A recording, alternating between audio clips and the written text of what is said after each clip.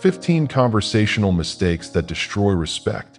Have you ever finished speaking in a room and felt, deep in your chest, a quiet shift in the air, a subtle withdrawing of respect, leaving you wondering if your own voice had just betrayed your worth? Words are not merely sounds blowing through the atmosphere. They are the architecture of your soul made audible, the boundary lines of your character, and the exact instrument by which the world decides whether to treat you as a sanctuary of strength or a landscape to be trampled upon. When Marcus Aurelius sat in his tent along the freezing Danube, writing to himself in the quiet hours of the night, he understood a truth that most modern minds have forgotten: that power is rarely lost in loud catastrophes, but almost always eroded in the quiet, daily leaks of undisciplined speech. We live in a world that suffers from an epidemic of noise, a hyper-connected reality where everyone is frantic to speak, eager to be heard, desperate to project an image of authority. Yet so few understand that every time you open your mouth without absolute intention, you are handing people a key to measure your vulnerabilities, your insecurities, and your boundaries. Think about the last time you spoke, just to fill an awkward silence. Why does quietness terrify us so much? Why do we feel this desperate, frantic urge to throw cheap words into the air the moment the room falls still? The ancient Stoics knew that silence is not emptiness. Silence is the mirror of self-possession. When you panic in the presence of stillness, when you rush to blabber about trivialities, weather, or unnecessary details, simply because the ambient sound faded, you broadcast to everyone around you that you cannot bear your own internal climate. You tell the world that stillness feels like an emergency to you. The man who is truly rooted in himself treats silence like a heavy velvet cloak. He sits in it, comfortable, unbothered, while others squirm. The moment you force conversation out of fear, your words lose their value, transforming from deliberate currency into inflated, worthless paper. Consider, too, how often we rush to justify ourselves when someone misunderstands us, criticizes us, or questions our choices. Why is your first instinct to defend, to explain, to offer an elaborate monologue about why you did what you did? Epictetus famously observed that if someone speaks ill of you, you should simply remember that they do not know all your other faults. Otherwise, they would have mentioned those as well. When you launch into lengthy explanations to defend your honor, your actions, or your decisions, you are subtly begging the other person for permission to exist as you are. You are handing them the judicial robe and putting yourself on the witness stand. A person of real depth and self-respect understands that truth does not require a defense attorney. When you over-explain, you signal that their opinion of you holds more weight than your own internal conviction. The most powerful response to petty criticism or misjudgment is often a calm, unbothered posture, a slight nod, or a quiet declaration of your boundary. Because respect is never earned by pleading your case. It is established by demonstrating that your self-worth is entirely outside their court of jurisdiction. And what about the insidious habit of constant complaining? Listen to how often people weave resentment and grievance into their daily dialogue, painting themselves as eternal victims of traffic, weather, difficult colleagues, unfair circumstances, or bad luck. What are you actually telling the universe and the human being standing in front of you when your default spoken rhythm is a grievance? You are declaring that you are small, helpless, and completely subject to the whims of external conditions. The Stoics viewed complaining as a form of spiritual rot, a pathetic surrender of human agency. Pushpin: when you sit with someone and continuously dump your frustration onto them, you are not bonding. You are advertising your inability to master your own internal state. People may nod along out of polite social obligation, but in their subconscious minds, they are taking mental notes. They are filing you away, under the category of people who break under slight pressure. Strength is magnetic, and complaint is the ultimate repellent. When you endure difficulty in dignified silence, or address problems through calm, constructive action, rather than vocal despair, you cultivate an aura of quiet invincibility that demands respect without ever asking for it. Then there is the subtle trap of talking down about others, the whisper of gossip that feels like intimacy in the moment, but acts as a slow poison to your reputation.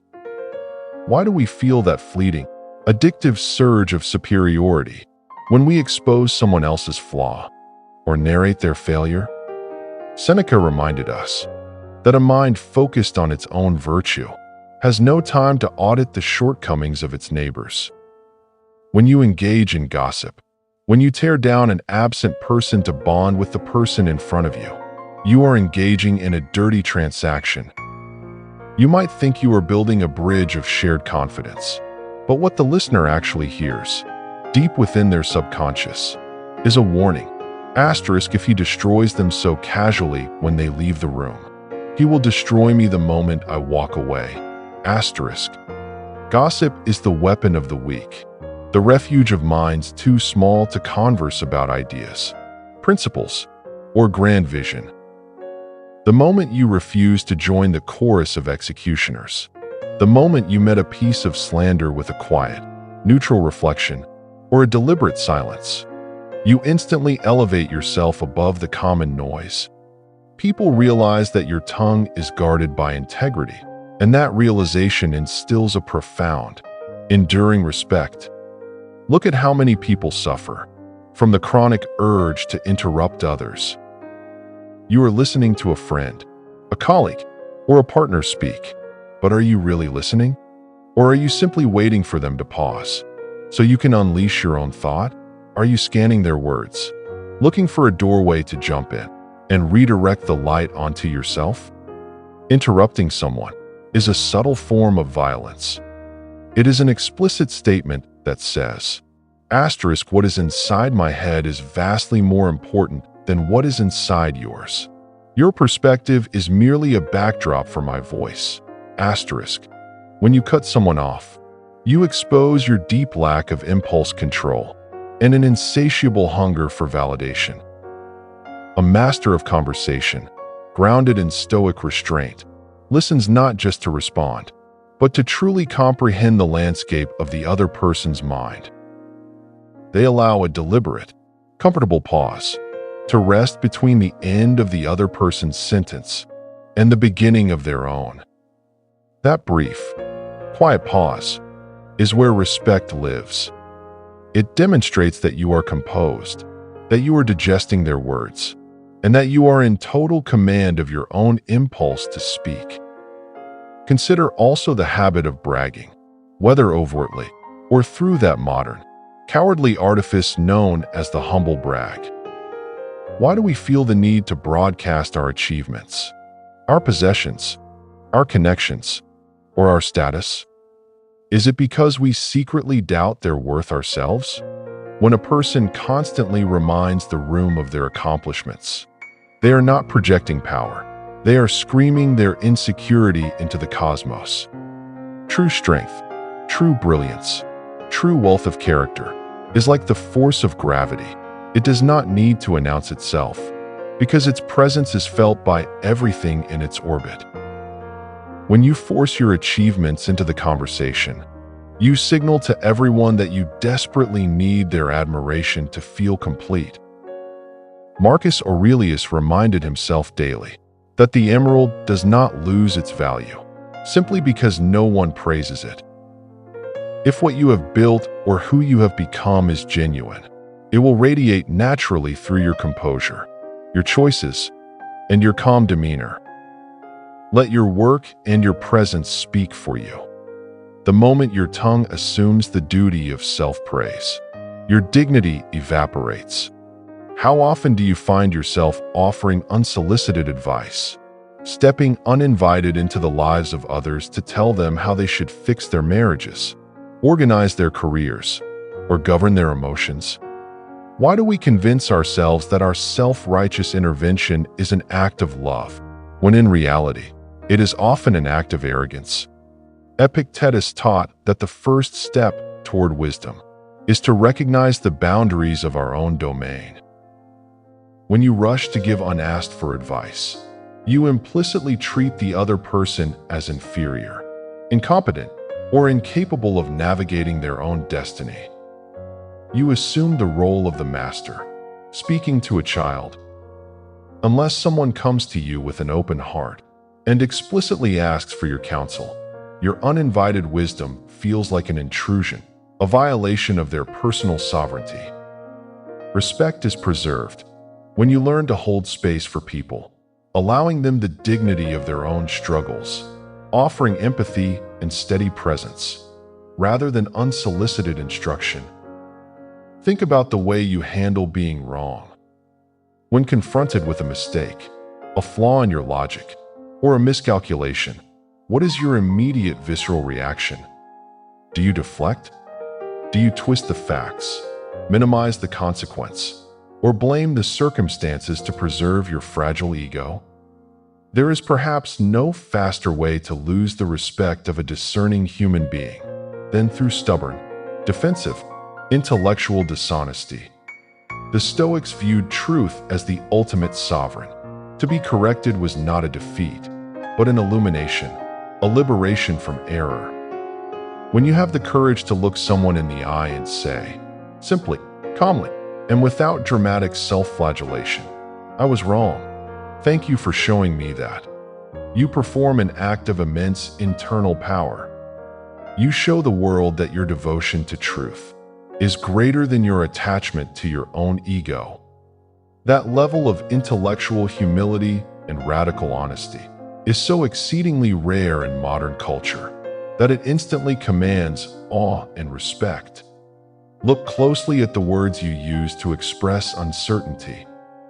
How often do you weaken your own stance before you even state it, using phrases like, "I might be wrong, but this is probably a stupid question," or "I'm sorry, but can I just say something?"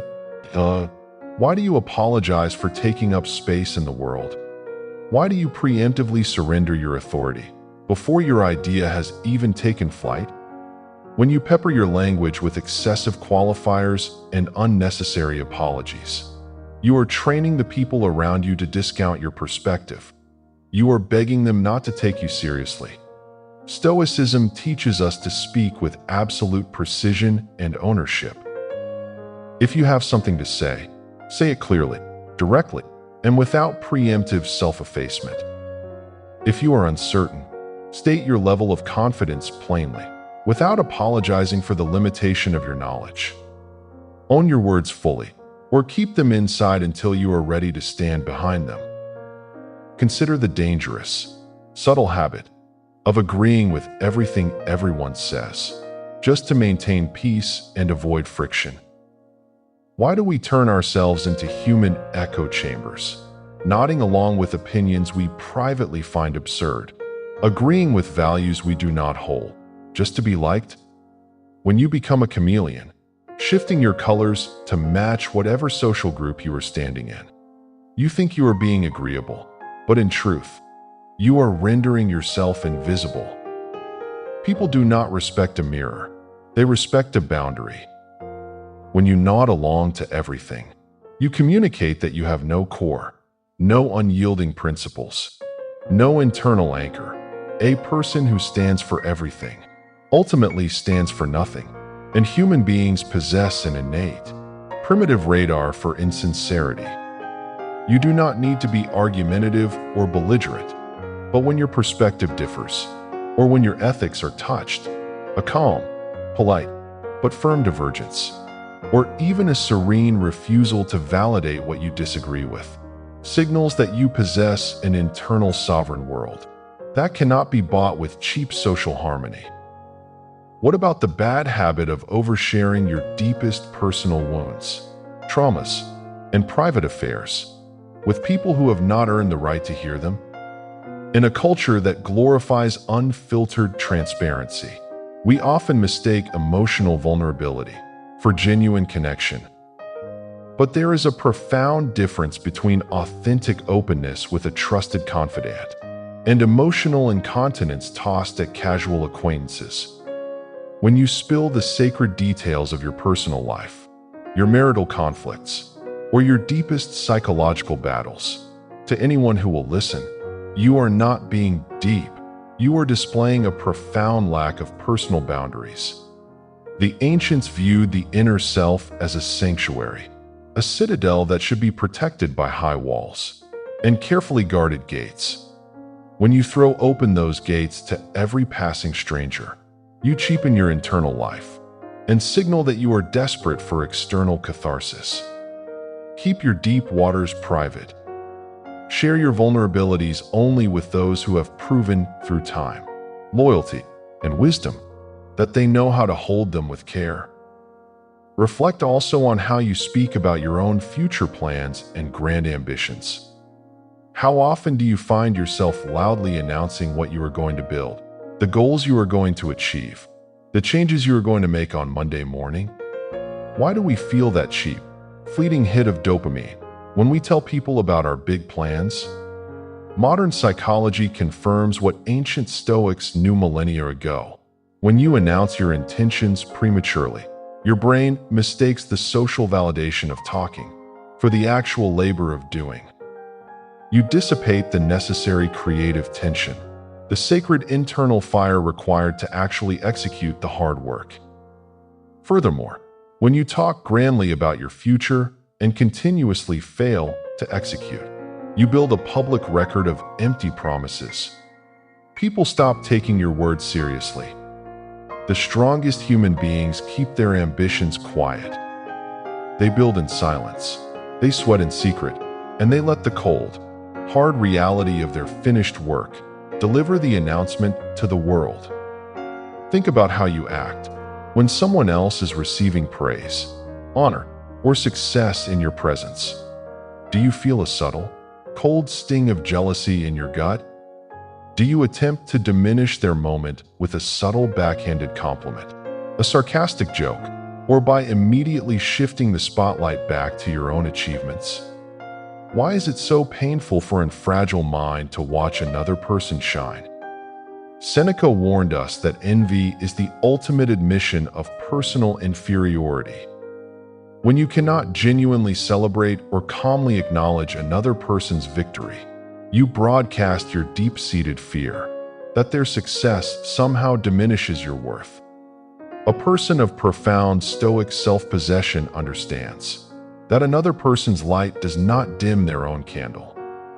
When you can look at someone else's achievement and offer quiet, authentic recognition without feeling diminished, you demonstrate an internal abundance and security that makes you instantly magnetic and deeply respected. Consider the habit of using cruel humor, sarcasm, or teasing disguised as affection to poke at other people's insecurities. Why do we feel compelled to use our wit as a concealed blade? Why do we hide behind the cowardly shield of "I was just joking" when someone registers pain at our words? Sarcasm, at its root, comes from the Greek word sarkasia, which literally means to tear flesh like dogs.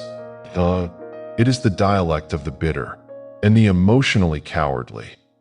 When you use your intellect to tear down others, to make them feel small or foolish in front of a group, you are not showing intelligence. You are revealing your own hidden cruelty and deep-seated need to establish dominance through humiliation. A person of real stature uses their words to lift, to clarify, to construct, or to defend, never to inflict cheap, unnecessary wounds. True strength protects the dignity of others. Only weak minds take pleasure in eroding it. And finally, consider the catastrophic error of breaking your word, of treating your promises as flexible suggestions that can be discarded the moment they become inconvenient. How often do you say, "I will be there," "I will do it," or "you can count on me"? only to falter when the moment of execution demands sacrifice. Your word is the absolute perimeter of your integrity. In the ancient world, a man's oath was not merely a social courtesy. It was a sacred contract bound to his very soul. Every time you break a promise, no matter how small, you break a piece of your own character, and you write a contract of unreliability in the minds of those around you. If you cannot do something, have the courage to say no up front. If you commit to something, treat that commitment as an unyielding law, regardless of the cost to your comfort. When people realize that your yes is an immovable pillar and your no is an honorable boundary, your words assume a weight that commands absolute, unquestioned respect in any room you enter. The way you speak is ultimately the way you govern your inner world. Every mistake in speech is merely a symptom of a deeper spiritual lapse, a moment where fear, insecurity, vanity, or impatience broke through the gates of your self-mastery. By cultivating a disciplined tongue, by choosing deliberate silence over meaningless noise, and by anchoring your words in radical honesty, quiet confidence, and unyielding integrity, you stop begging the world for respect. You simply become a person in whose presence respect is the only natural, inevitable response. Thank you for listening. May the thoughts in this video serve as a quiet light on your journey. And we will meet again in the next video on the RTN Stoic channel.